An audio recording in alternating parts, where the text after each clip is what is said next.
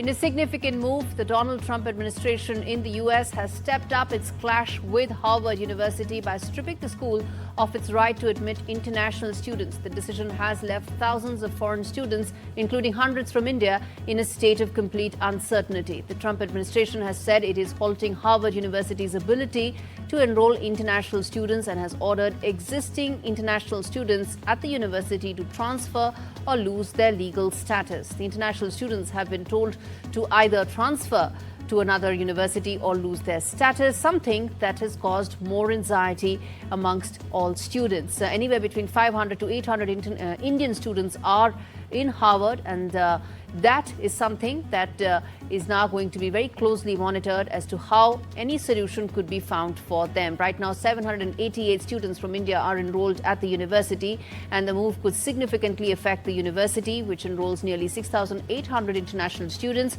most of them in graduate programs. Meanwhile, a federal judge has blocked the Trump administration's wide-reaching effort to detain and deport international students. Separately, in a move that could reshape the future of international education in the U.S., Joseph Edlow, Trump's nominee for Director of U.S. Citizenship and Immigration Services, has proposed terminating the Optional Practical Training Program, or the OPT. In fact, his argument and remarks came during a Senate Judiciary Committee hearing on Wednesday, and his words have sent alarm bells ringing across universities which rely very heavily on international students, most of which, of course, want OPT as a program. Tech companies and thousands of international students are relying on the post-graduation work authorizations to remain in the U.S., and these comments add to the uncertainty that they are all facing at the moment. The program has been in place for a very long time. These policies have been in place for a long time, and Harvard brought these consequences upon themselves. They have promoted and allowed violent activity on campus. They have allowed anti-Semitism, participation with CCP and Chinese infiltration and influence on their campus, and they haven't protected their students. So we have given them multiple opportunities to share criminal activity with us, backgrounds on these students, to let us conduct the oversight into this program that is our responsibility, and they have refused to do so. So today I sent them a letter that said they will no longer be allowed to participate in this student exchange visitor program, and that's up to 27% of their enrolled students. So it's significant. Any foreign student that wishes to get an education in this country, that is attending Harvard and not participating in this criminal activity, they will have to find another university to go to, because Harvard has chosen instead to not protect their students and to allow this kind of violent and discriminatory action continue. All right, for more on this, let's now get in my colleague Vishal Vivek, who's joining us live to talk more about what exactly is it that is happening as far as the latest uncertainty that is unfolding. Vishal, at the end of the day, some of these comments that have been made by the government, the comments that have come in by Kristi Noem, essentially puts plans of thousands of international students into complete disarray. That's exactly right, Gaurie. And these are certainly alarm bells for foreign students and particularly Indian students. Right now, there are 800 students studying at the prestigious university, and there will be many more students in the waiting. What about the students who have just qualified to get into Harvard? It's one of the most prestigious and richest universities in the world. People toil for years to get into that university. What about them? And also the fact that there are several Israeli students studying at the Harvard University. What about them? So this whole motive of the US administration is under the scanner of many experts in the academia and elsewhere. But the US administration is hell-bent on, proving a point and saying that this needs to be curtailed because many anti-Semitic elements are there that needs to be culled out. So this back and forth has been going on for a while, and it has sort of reached a culmination where you can see that it's the international students that are bearing the brunt. And the fact that Harvard has attracted thousands of students for a millennia, that impression could be, jeopardized. So it remains to be seen how Harvard responds to this, because in the recent weeks we have seen that Harvard has been, standing its ground. But this is a really crucial moment for Harvard. How it responds will be interesting to see.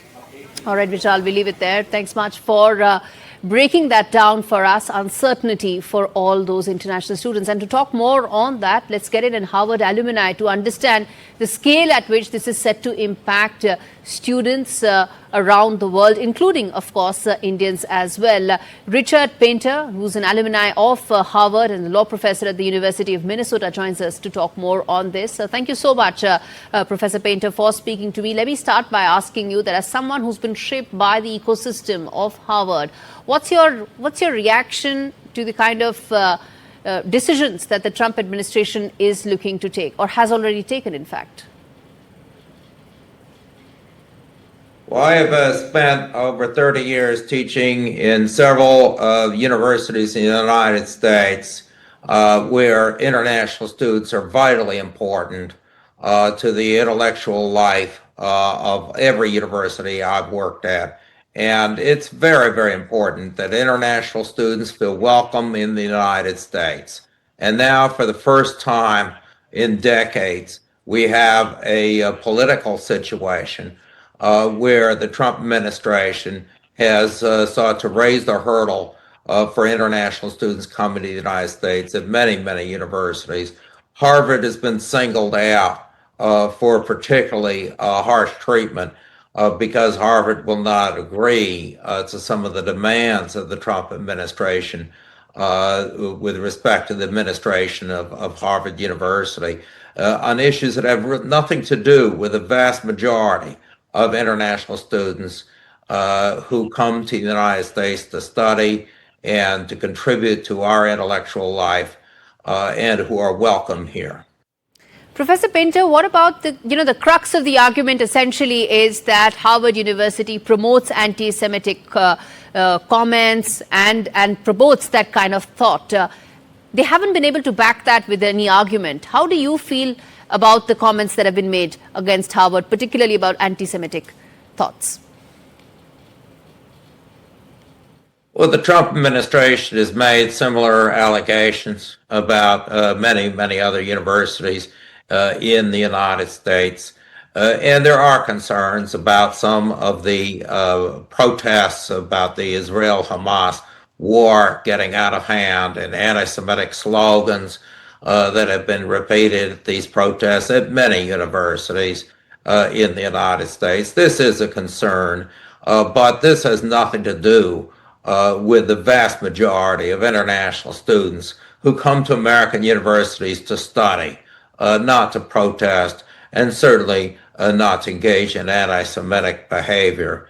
And it certainly does not help the United States at all to exclude international students from our universities, whether from Harvard or any other university, simply because a very small number of students engage in riotous conduct and anti-Semitic conduct and so forth. And what about... And a lot of the students who are engaging in the bad behavior are Americans, are American citizens, not international students at all. So this policy just doesn't make any sense. Professor Painter, what about the options that these students who are impacted have? Do they have any options right now? Well, Harvard has 8,000 or 9,000 international students who will be affected unless Harvard is successful in persuading a court to postpone or to cancel this decision of the Trump administration. But meanwhile, we have international students at many other universities in the United States who are concerned that they too could be targeted by the Trump administration and that they too could face hostility in the United States, which really is a tragedy for our country, which for decades has welcomed students from all over the world to come and study here and participate in American intellectual life. Which brings me to ask, in terms of the legal options that Harvard has, they've said that they're going to sue, but what exactly are the legal avenues open to the university?